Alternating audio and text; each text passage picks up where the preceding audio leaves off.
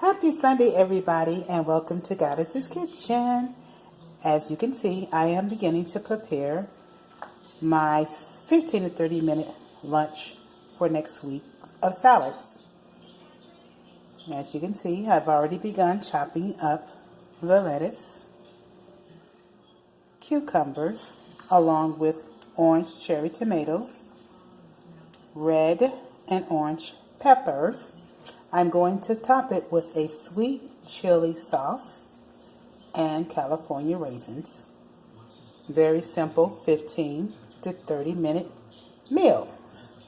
As you know, I like to keep it simple, fresh, and very, very easy. This is my before picture, and my after picture will be coming shortly. Thank you for visiting, and have an awesome Sunday. Bye-bye.